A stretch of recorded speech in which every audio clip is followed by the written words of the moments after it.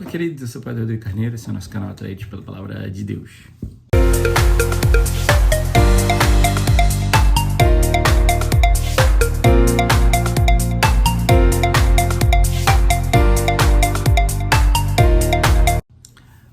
Bem, então seja muito bem-vindo aqui no nosso canal, você que é um atraído pela Palavra de Deus.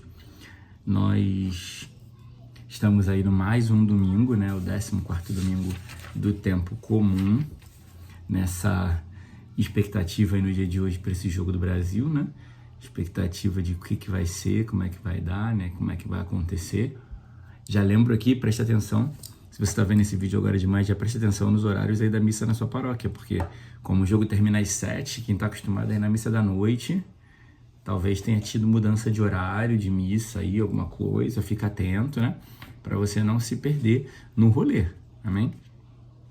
Então vamos lá. A liturgia de hoje, desse 14º domingo, ela é uma liturgia que vai atirando assim para muitos lados. Mas uma coisa que é importante, que chamava a atenção do meu coração, era quem tem vencido? Essa pergunta ficava no meu coração. Quem tem vencido na sua vida? Quem tem vencido nas situações da sua vida? Porque nós somos humanos, vivemos no mundo, mas somos chamados a uma vida no Espírito. Então, existe uma tendência em nós a querer agir ou viver segundo os desejos carnais, segundo a vontade da nossa carne. Mas o Senhor, como diz a segunda leitura de hoje, nos chama uma vida no Espírito. E aí, a grande pergunta é, quem tem vencido? O primeiro impulso que vem em nós, que é o impulso da carne, ou a direção, o direcionamento, o auxílio do Espírito. Porque vamos pensar aqui, vamos olhar a seguinte coisa. Nós, por exemplo, eu estou em casa e aí me aborreci com alguém me falou uma coisa que não me agradou. O primeiro impulso que vem em mim é o impulso naturalmente. Quando eu já estou mais treinado, exercitado, eu consigo suprimir um pouco mais isso. Mas quando eu estou começando no meu itinerário, na busca da santidade, o primeiro impulso que vai vir é o impulso carnal, de responder, de brigar, de devolver na mesma moeda, de fazer o mesmo ou pior do que fez comigo. Esse é o primeiro impulso, que é a carne falando. Mas nós temos o Espírito que habita em nós. E ele também fala, silencia, deixa passar essa, não briga, não vale a pena. Mas só que muitas vezes eu, na pressa e no ímpeto, eu fico só com a primeira frase, só com a primeira palavra, que é a palavra da carne, que me faz brigar e entrar na confusão. Então nós precisamos entender quem tem vencido na nossa vida. É o primeiro impulso, que é o impulso da carne, ou eu tenho dado oportunidade para escutar, para discernir, para compreender também o que o Espírito tem me pedido. Porque todos nós, como batizados, somos cheios do Espírito Santo. Então temos a pertença ao Espírito. E somos chamados de maneira especial a viver uma vida no Espírito. Eu diria no Espírito e do Espírito. O que significa isso? Viver uma vida no Espírito é realizando as coisas do Espírito. Então, quando eu vivo uma vida no Espírito, eu não vou me permitir mentira, falsidade, inveja, cobiça, os pecados, porque eu quero uma vida no Espírito. Onde há pecado, não há o Espírito. Então, para eu viver uma vida no Espírito, eu preciso viver uma vida de rejeição do pecado. E uma vida do Espírito é usando as graças que o Espírito Santo traz a nós, que são os dons e os frutos do Espírito Santo. Então, o Espírito Santo tem os seus 7 dons, tem os dons infusos e efusos. Os dons infusos são aqueles dons que servem para o meu crescimento pessoal, que são os 7 dons principais que a gente conhece. Os dons efusos são os dons que nos ajudam, ou os carismas, né? São os dons que eu uso para o serviço ao outro, o serviço à comunidade, e os frutos do Espírito, que aí é a paz, o amor, a longanimidade, né? A paciência.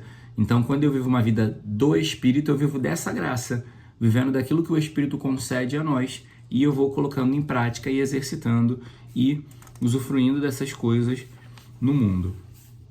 Só que dentro desse mesmo ambiente tem duas coisas que são muito importantes. Para eu viver uma vida no Espírito e do Espírito, eu preciso viver na justiça e na humildade. O que significa viver na justiça? Justiça é dar o que é devido a quem é de direito. É fazer o que se deve fazer. Então eu preciso ser coerente com a minha vida, com a minha vocação primeira, que é a santidade, com a minha vocação específica que Deus me deu, seja eu casado, padre, freira, solteiro, né? Porque isso é muito importante aqui, né? Falando. Se eu sou uma pessoa solteira, eu tenho que viver uma vida coerente com a vida de solteiro. O solteiro não pode fazer coisas de casado, porque ele é solteiro, isso não é coerente com a minha vida. Assim como o casado não pode viver uma vida de solteiro, que também não é coerente com a vida e com a opção que se escolheu.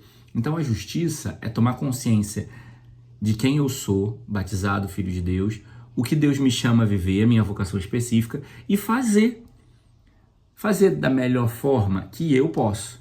Porque às vezes também a gente quer fazer da melhor maneira do outro. E aí eu nunca vou alcançar, vou me frustrar e vou deixar de fazer. Então eu tenho que fazer sempre da melhor maneira que eu posso fazer. Eu sempre, quando partilho com alguns jovens, né, eu sempre falo em relação aos estudos, né? A gente tem uma cultura, a gente é criado muito no ritmo da comparação. Os pais sempre falam, mas tá vendo? O filho de fulano faz, o filho de fulano ajuda. Então a gente vai sendo criado nessa cultura de comparação. Então, a gente tem que sempre se compara com o outro.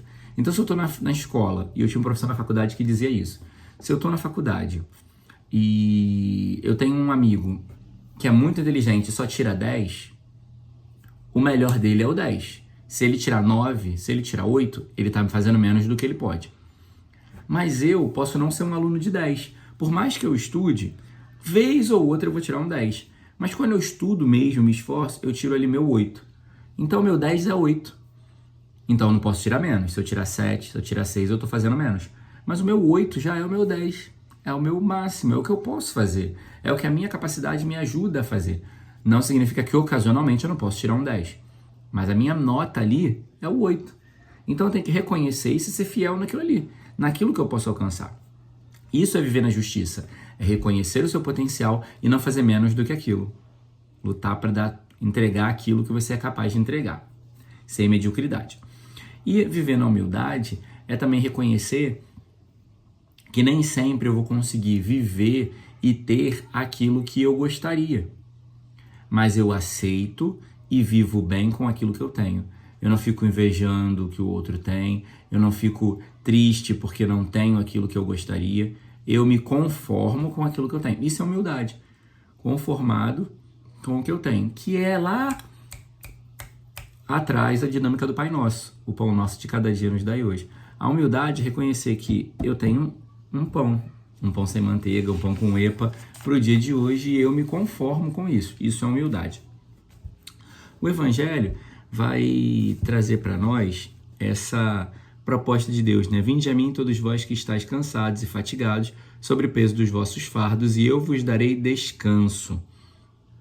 Então aqui o Senhor vai nos dar descanso, mas como que funciona? Quando a gente lê esse texto, a gente pensa assim, Deus dá descanso porque Ele vai tirar o fardo. Não, Ele não está dizendo, vinde a mim todos vós que estão cansados e fatigados sob o peso dos fardos. Então o fardo está pesado, ele está me cansando. E ele diz, eu vos darei descanso. Ou tem uma outra tradução que diz, eu vos aliviarei. Aliviar não é tirar o fardo. Muitas vezes a gente confunde que eu vou para Deus para Ele tirar o meu fardo, para Ele tirar o peso, para Ele curar a minha enfermidade, para Ele me livrar desse problema. Não. Aliviar é porque Ele vai estar contigo carregando esse fardo. Ele vai te ensinar um meio para carregar esse fardo que não vai ser tão pesado. Assim como ele diz, ele vai dar, vai trazer, assim como ele vai, como é que eu vou te dizer? Quando a gente vai comprar, por exemplo, vai no mercado ou numa loja e compra um produto que tem uma caixa muito grande, que você não tem uma posição para carregar. Então, se você carrega de qualquer jeito, você vai se cansar mais fácil. Agora, o que eles fazem? Eles fazem aquelas amarrações que fazem tipo uma alça, que te ajuda a carregar com mais facilidade. Eles não tiraram peso, a caixa é a mesma, mas você encontrou uma maneira mais prática para carregar, que diminui o cansaço. É isso que o Senhor faz conosco. Ele não tira o problema, ele não tira o cansaço, mas ele vai te ensinar uma metodologia, uma maneira de carregar aquele fardo de uma maneira mais suportável. Então não espere que Deus vai tirar o teu problema, que Deus vai tirar. Ele vai te ensinar a carregar da maneira que vai ser menos pesado. Porque ele está dizendo que ele vai dar descanso, vai aliviar. Ele também diz que o meu jugo, tomai sobre vós o meu jugo e aprendei de mim. Então, ou seja, qual é o jugo de Jesus? A cruz. Então, ou seja, tomai sobre vós a minha cruz, e aprendei de mim. O que a gente tem que aprender de Jesus? Que a cruz precisa ser carregada até o fim, como ele carregou. A cruz precisa ser levada até o fim do Calvário, como ele levou. E aí, o descanso de Jesus, na verdade, que ele está prometendo a nós, é um descanso de esperança. Que a esperança vai dar um novo sentido. Então eu repouso, eu descanso pela esperança. Esperança em quê? Que o alívio vai chegar depois da cruz, depois do sacrifício, depois da luta. Porque nessa vida, queridos, o que nós temos é a luta, é o sacrifício, são as provas para chegarmos às alegrias eternas com o Senhor no céu. Então, para essa vida, a gente vai carregar peso, a gente vai ter problemas, a gente vai ter doenças, a gente vai ter dificuldade, mas o Senhor, ele nos ensina a passar por elas, nos ensina que ele já carregou a cruz e sofreu e foi até o fim. E agora é a minha vez de carregar, de passar, de viver e ir até o fim. Louvado seja nosso Senhor Jesus Cristo, para sempre seja louvado.